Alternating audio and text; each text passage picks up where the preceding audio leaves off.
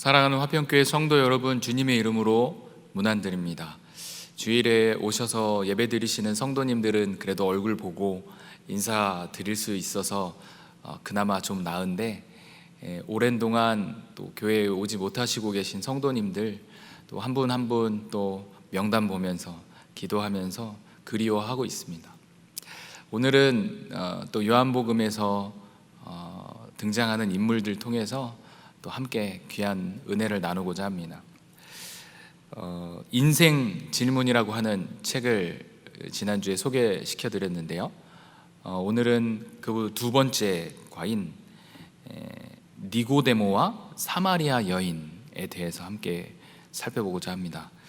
지난 시간에 회의론자인 나다니엘에 관한 이야기를 통해서 하늘과 땅의 또 유일한 길 되신 예수 그리스도, 그리고 하나님의 임재 가운데로 우리를 초대하시는 그 예수 그리스도를 함께 만나보았었습니다. 오늘은 요한복음 3장과 4장에서 등장하는 니고데모와 사마리아의 여인 두 인물을 통해서 또 인생에 추구해야 하는 목적과 예수 그리스도께서 우리에게 행하신 일들에 대해서 함께 나눠보고자 합니다.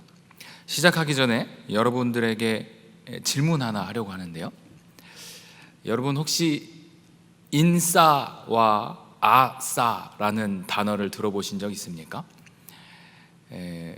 요즘 이 젊은이들이 쓰는 단어인데요, 인싸와 아싸.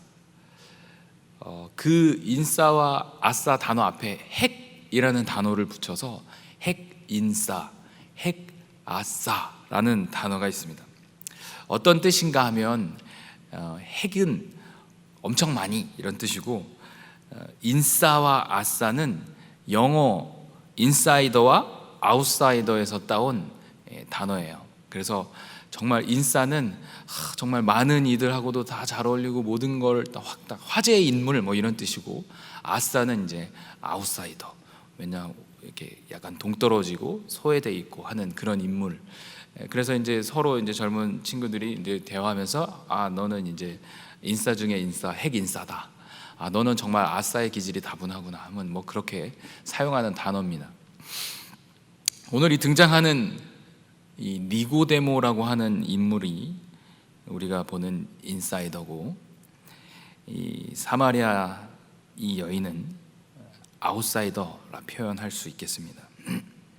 우리 먼저 한 인물씩 살펴보면 좋겠는데요, 먼저 이제 4장에 등장하는 사마리아 여인을 살펴보면 좋을 것 같습니다. 예수님과 사마리아 여인의 등장씬입니다. 요한복음 4장 7절, 8절, 9절 말씀 제가 읽어드리겠습니다. 혹시 성경책을 가지고 계신 분 있으시면 가지고 오셔서 펴놓으시고 함께 이 특강 말씀을 나누면 더 유익할 거라 생각됩니다. 4장 7절, 사마리아 여인 한 사람이 물을 길르러 왔음에 예수께서 물을 좀 달라 하시니 이는 제자들이 먹을 것을 사러 그 동네에 들어갔음이러라. 사마리아 여자가 이르되 당신은 유대인으로서 어찌하여 사마리아 여자인 나에게 물을 달라 하나이까 하니 이는 유대인이 사마리아인과 상종하지 아니함이러라. 예수님께서 지금 한 여인에게 말을 거는 이 장면, 그저 보면 그냥 단순한 만남의 장면 같습니다. 하지만 굉장히 이상한 점이 있습니다. 4절에 그 힌트가 있는데요, 유대인과 사마리아인은 상종하지 않는다는 겁니다. 수백 년 전에 대부분의 유대인들이 바벨론 포로로 끌려갔었고, 그때 그곳에서 남아 정착했던 유대인들이 다른 가나안 부족의 사람들과 통혼한 결과 사마리아인이라는 새로운 인종이 생겨난 겁니다. 그들은 인종만 섞은 것이 아니라 유대교와 이방 종교도 함께 섞어버렸습니다. 그로 인해서 유대인들은 사마리아인들을 아주 열등한 인종으로 보았고, 아니 더 인종이 아닌 그냥 사람 취급도 하지 않는 그런 관계들이 되었습니다. 그런데 유대인이셨던 예수님께서 사마리아인에게 먼저 다가와 말을 건네신다라는 겁니다. 그뿐만 아니라 유대인 남자가 사마리아인 여자에게 말을 건다라는 것은 더더욱 낯설고 어찌 보면 수치스러운 일로도 여겨졌다라는 겁니다. 그리고 이 사마리아 여인은 이 물을 길르러 나온 시간이 정오 낮 12시라는 점도 조금 주목해 볼 만한 점입니다. 보통 여인들은 이른 새벽이나 아침 일찍 물을 길르러 나와서 온종일 하루 종일 집안일을 할 물을 길러 간다는 겁니다. 그런데 이 여인은 아주 해가 쨍쨍한 정오에 물을 기르러 나왔다라고 하는 것은 이 여인이 굉장히 소외된 계층이었을 거라 추측해 볼 수 있는 대목입니다. 사회에 속하지 못한 자라는 거죠. 그런 그녀에게 예수님은 장벽을 뛰어넘어 다가가셨습니다. 인종적인, 성별적인, 또 문화적인 장벽들, 둘 사이에 존재하는 모든 장벽을 일부러 뛰어넘어 그녀에게 가까이 다가갔습니다. 그래서 그 여인이 이렇게 놀라고 있는 겁니다. 그렇게 인간이 그어놓은 모든 선을 뛰어넘어 그녀에게 다가가신 예수님은 그 여인에게 아주 부드럽게 대화를 이어가십니다. 그 대화의 주제는 물입니다. 물. 14절 제가 읽어드리면요, 내가 주는 물을 마시는 자는 영원히 목마르지 아니하리니 내가 주는 물은 그 속에서 영생하도록 솟아나는 샘물이 되리라. 내가 주는 물을 받으면 네 속에서 영생하도록 솟아나는 샘물이 될 거야. 마르지 않는 샘물, 끝남없이 계속 퐁퐁퐁 솟아나는 샘물이 있다라는 겁니다. 예수님께서 무슨 사기꾼 물장사 일리가 없죠. 그렇지 않습니다. 그녀에게 던지는 이 생수의 의미는 영생을 가리키는 것이었습니다. 영생하도록 솟아나는 샘물이라고 하는 그것은 이 영혼의 깊은 만족을 이야기하는 겁니다. 너가 어떤 물을 마셔도 너는 곧 다시 목마르게 되겠지만 너의 내면의 깊은 갈증을 채울 수 있는, 해결할 수 있는 생수가 있다라는 겁니다.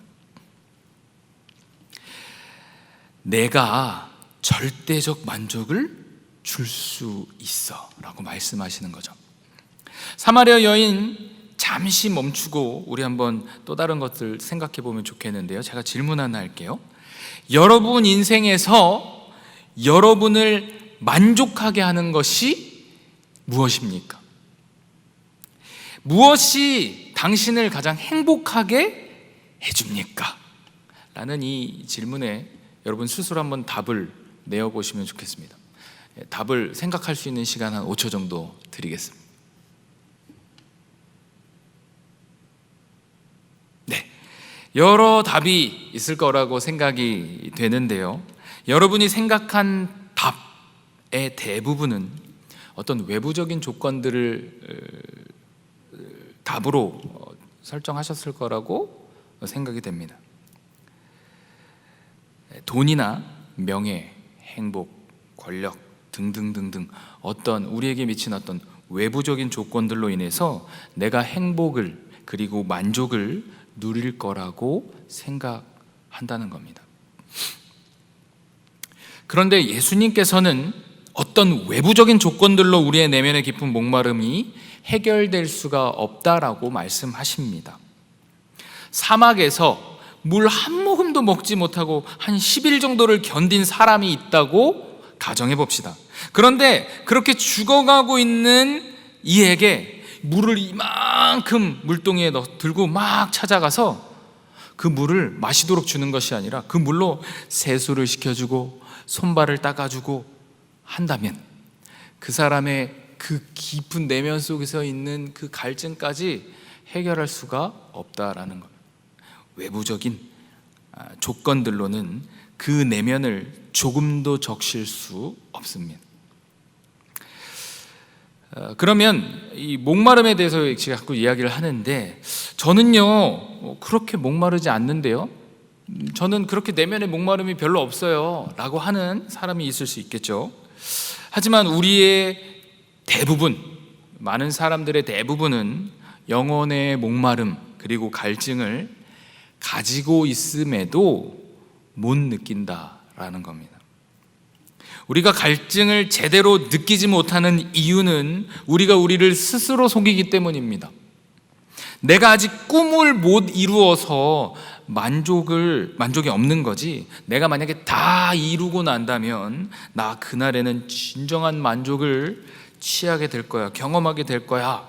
내가 아직 목표를 이루지 못했기 때문에 조금 위축되어 있을 뿐이지, 다 이루게 되는 그날 나는 영원히 마르지 않는 만족을 가지게 될 거야 라고 하며 자신이 지금 얼마나 목말라 있고 심각한 갈증을 가지고 있는 상태인지를 인정하지 않으려 한다는 겁니다. 보통의 사람들은 행복의 조건을 이야기할 때 돈이 많으면 부자가 될 거다, 그리고 그 부자가 되면 아주 행복하게 될 거다 라고 생각합니다. 돈을 많이 가진다고 하여서 부자가 되고 행복하다라고 하는 이 꼴의 등식은 제가 생각할 때는 성립하지 않다라고 생각합니다. 돈이 많으면 조금 더 편리할 수 있고 할 수 있는 것들이 좀 더 많아질 뿐이라는 겁니다. 너가 돈을, 이 세상에 있는 돈을 다 끌어 가져보지도 못해놓고 어떻게 그런 얘기를 하느냐라고 반문하실 수도 있지만, 실제로 여러 뉴스와 사건, 사고, 매체들을 접하면서 단순히 부자라고 하여서 행복해 보이지 않더라는 겁니다. 이탈리아의 한 유명한 영화배우 소피아 로렌이란 사람이 있었다고 합니다. 저는 잘 모르는 분인데, 그는 인터뷰 중에 이런 말을 남겼다고 해요. 상도 많이 받고 결혼도 했고 부족한 것도 없는데 내 삶에는 결코 채워줄 수 없는 공허가 있습니다. 인간은 누구나 목적이 있고 목표가 있습니다. 무언가를 위해서 살아갑니다. 그런데 예수님의 말씀은 그분 이외의 모든 것이 너에게 실망을 안겨줄 것이다. 그 모든 것을 너가 다 가졌다 하여도 너는 반드시 공허함을 경험하게 될 거다. 다시 목마르게 될 거다라고 말씀하십니다. 예수님 이외에 어떤 다른 것에 소망을 두고 살아간다면 그것이 반드시 당신을 그것의 노예로 전락시킨다는 겁니다. 그것이 무엇이든 내 손에 없으면 불안하고, 그것이 있다면 사라지게 될까봐 극도로 두려워하며, 그것을 성취하지 못하면 나 자신 스스로를 원망하게 될 거다라는 거예요. 그런데 그것을 결국 이루거나 가졌다고 하여서 기대하던 만큼의 만족 또한 얻을 수 없다는 것, 이것은 우리가 반드시 기억해야 할 대목입니다. 예수님께서 영원히 목마르지 않는 샘물에 대해서 말씀하셨죠. 사마리아 여인은 그 물 놔주십시오 라고 이야기합니다. 내가 다시는 물길로 나오지 않게 해주세요 하며 간청하듯 이야기합니다. 예수님은 그 여인에게 이렇게 말씀하십니다. 가서 네 남편을 불러와라. 갑자기 화제가 전환이 됩니다. 여인은 갑자기 남편 이야기로 훅 들어오는 예수님께 남편 없습니다 라고 대답하죠. 그래서 예수님이 18절에 이렇게 말씀하십니다. 실은 전에 내게 남편이 5이나 있었고 지금 함께 사는 남자도 내 남편이 아니니 네가 지금 한 말 맞네. 예수님이 지금 무슨 일을 하고 계신 겁니까? 오랫동안 성적으로 문란한 생활을 했다고 이 여인이 서방을 계속 바꿔서 여러 남자를 거느리고 살았다고 하여서 이 여인을 지금 죄인으로 정죄를 하고 계신 겁니까? 아니면 과부로 살아가고 있는 그녀의 삶을 모욕하기 위함입니까? 아니죠. 예수님께서 하신 이 말씀을 해석해 보면 너가 원하는 이 생수는 그냥 마르지 않는 공짜 물을 의미하는 거 아니야. 너가 원하는 생수의 본질을 알려고 한다면 너가 그것을 그동안에 어떻게 얻으려 했는지를 알아야 한다. 너의 삶의 그 진짜 만족을 네가 갖기 위해서 너 어떻게 살았는지 한번 생각해 보자. 너는 그것을 남편에게서, 남자에 대한 욕구를 통해서 얻으려고 했지만 지금 네가 보듯이 아무 소용이 없지 않니? 너의 그토록 이루고자 하였던 그것이 너를 지금 집어삼키지 않았느냐 말씀하시는 겁니다. 이 사마리아 여인은 어떤 다른 것 의지하고 살았습니다. 그녀의 모든 삶을 꿰뚫어 보시는 예수님 앞에서 사마리아 여인은 항복하듯 내가 보니 당신은 선지자입니다 라고 반응합니다. 그리고 예수님은 그 여인에게 자신의 존재를 밝히시죠. 네가 말하는 내가 바로 그라, 내가 그 메시아이다 라고 말씀하십니다. 그리고 여인은 그 물을 깃던 그 물항아리를 남겨둔 채 마을로 뛰어들어가서 예수에 대해서 선포합니다. 그렇게 여인과의 장면은 끝이 납니다. 두 번째 인물을 한번 살펴보면 좋겠어요. 요한복음 3장에 니고데모와의 만남을 한번 살펴볼 텐데요. 요한복음 3장 1절에서 7절의 내용을 보시면 되겠습니다. 니고데모라 하는 자와의 만남은 사마리아 여인과의 만남과는 아주 다르게 진행됩니다.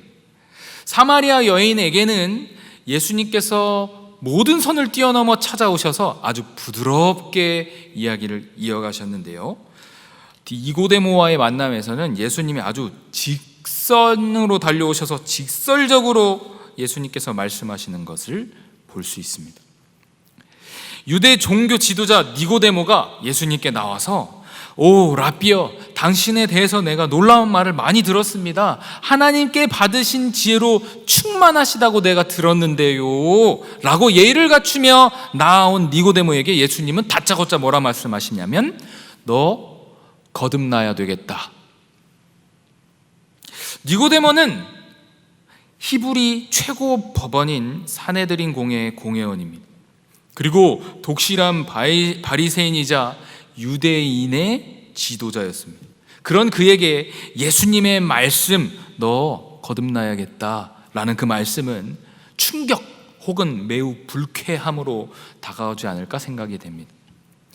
자기는 공식 교육도 받지도 않은 청년 예수에게 나와서 라삐여 하면서 최대한의 예의를 갖추고 나왔는데 예수님의 이 언행은 굉장히 마음이 상하는 일인 것이죠.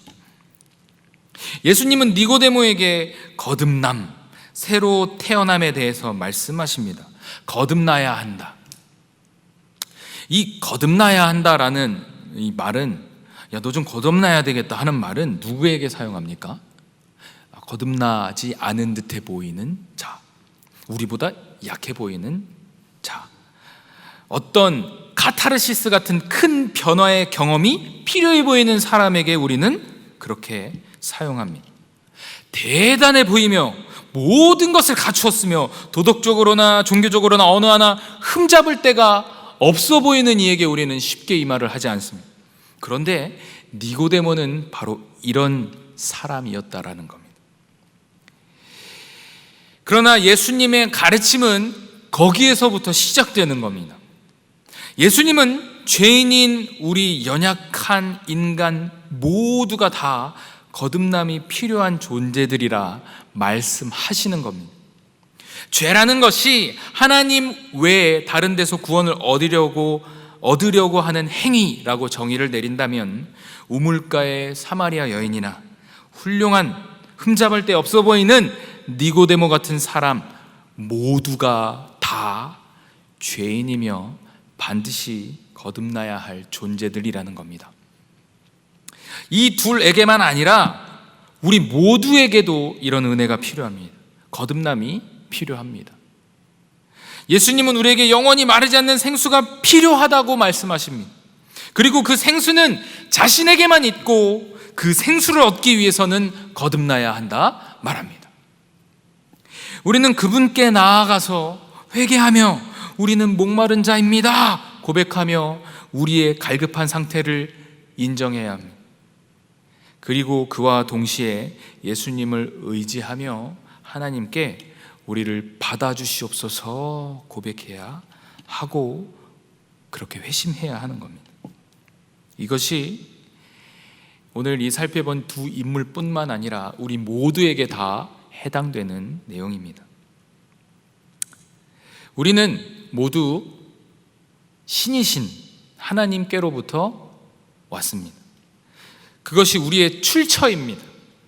하나님이 계시다는 것을 인정한다면 우리는 훌륭하게 살아야 하는 의무가 있습니다. 그리고 그 의무를 뛰어넘어서 그 어떤 것도 그분께 드릴 수 있어야 합니다. 그분이 마땅히 우리의 삶의 중심이 되셔야 한다는 겁니다. 아무리 착한 사람이건 도덕적으로 흠이 없다 하여도 하나님을 하나님으로 인정하지 않는 한은, 자신이 그 자리에 앉아있는 한은 다 유죄이고 거듭남이 반드시 필요한 자들입니다. 우리는 구원의 대상이고 우리는 구원의 대상이, 그리고 우리의 인생의 문제의 해답이 직업, 배우자, 돈, 도덕성 등등등등등 가짜 구주에 두고 있어서는 안 되는 겁니다. 그것이 사라지는 순간 우리에게서는 모든 희망이 사라지게 될 겁니다. 그것이 사라지는 것을 견디지 못하고 실패한 순간 자기에 대한 혐오와 수치심으로 우리를 스스로를 옥죄고 벌줄 겁니다. 우리에게 참 만족을 주시고 모든 것에 대한 용서를 베푸실 수 있는 분, 예수님 한 분뿐임을 기억하면 좋겠습니다. 요한복음 4장의 사마리아 여인, 3장의 유대인의 지도자 니고데모, 오늘 이 두 인물을 통해서 우리 모두가 다 갈급함을 가진 은혜가 필요한 자들이라는 것을 다시 한번 기억했으면 좋겠습니다.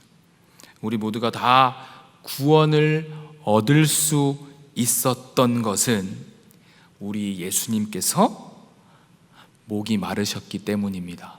무슨 말인가 하면 예수님께서 목이 마르셨기에 우물가로 찾아가셨듯이 십자가에 달리셔서 고통받으심 가운데 내가 목마르다 말씀하셨던 것처럼 십자가의 예수님은 우리 모든 죄의 형벌을 당하시느라 하나님 아버지와 단절함을 경험하셨습니다. 그저 예수님께서 십자가에 달리셔서 내가 목마르다라고 하신 것이 그저 십자가에 오래 달려 있었고 피와 물을 쏟았기 때문에 수분이 부족해서 목말랐던 그런 육체적 갈증이 아니라 하나님과 단절됨을 경험한 영원한 갈증, 고통과 죽음의 갈증을 경험하셨던 겁니다. 하나님이신 그분께서 인간이 되셔서 십자가에서 그런 갈증을 경험하셨다는 것, 그것이 우리가 갈증을 채울 수 있는, 영원한 그 갈증을 만족과 기쁨으로 채울 수 있는 근거입니다. 그분이 십자가에서 매달려 죽으셨기 때문에 우리는 그것을 통해서 다시 거듭남을 경험할 수 있는 겁니다. 예수 그리스도께서 우리를 위해 하신 일, 그 이유와 근원, 그것을 깨닫는 것은 우리를 노예로 만들어버리는 것들로부터의 해방을 경험하게 합니다. 다른 것에서부터 예수 그리스도로 방향을 틀고 돌이켜서 예배하게 만들어 주는 겁니다. 그것이 두 글자로 복음입니다. 복음은 나다니엘 같은 회의론자도 또 흠잡을 것 없어 보이는 핵인싸 니고데모도 우물가 사마리아 여인 같은 소외된 그런 아싸 여인에게, 모두에게, 그 모든 사람에게 동일하게 적용됩니다. 이 복음의 능력이 사랑하는 화평의 모든 가족들에게 동일하게 임하게 될 것을 축복하는 바입니다. 우리의 인생의 질문에 대한 답은요, 두 글자로 계속돼서 정의됩니다. 지난주에는 예수, 복음. 여러분, 저와 함께 이 특강 시간을 매 회마다 이렇게 진행하면서 우리의 인생에 대한 해답을 명확하게 가지고, 그 정답을 가지고 그 인생의 목표점 하나를 바라보며 그렇게 그 인생에 대한 질문의 답을 적어 내려가시는, 그 인생의 답을 적용하며 살아가시는 그런 여러분 다 되시길 주님의 이름으로 축복합니다. 함께 기도하겠습니다. 거룩하고 아름다우신 하나님 아버지, 당신께서 우리를 너무도 많이 사랑하시기에 성자 예수님을 우리에게 보내주셨고, 십자가에 달리셔서 하나님과 단절되는 그 영원한 갈증을 경험하셨기에 우리가 주님으로부터 영원히 마르지 않는 생수를 통해 그 갈증을 해결되게 된 줄 믿습니다. 예수 그리스도께서 십자가에 달려 우리의 모든 죄의 형벌을 감당하시고 돌아가셨기 때문에 우리가 다시 예수 그리스도의 십자가를 통해 거듭나며 새 생명을 경험할 수 있게 된 줄 믿습니다. 우리가 우리 인생이 주님께서 그토록 사랑하시어 끌고 가시는 것을 반드시 기억하며 하나님이 하나님 되심을 날마다 인정하며 그 하나님께 우리의 모든 것 다 내어드릴 수 있는 귀하고 좋은 마음 부어 주시옵고, 아버지 하나님으로부터 오는 그 만족을 뿌리치지 않는 우리가 될 수 있도록 은혜를 내려주시옵소서. 주님 이외에 그 어떤 다른 것을 통해서 우리의 인생의 만족을 경험하려 했던 우리의 무지함을 주님 용서하여 주시고, 주님께서 허락하신 그 예수 그리스도의 십자가 복음 날마다 부여잡고 그것이 우리의 인생의 질문에 대한 해답인 줄 믿고 감사함으로 나아가는 우리 될 수 있도록 은혜를 내려 주시옵소서.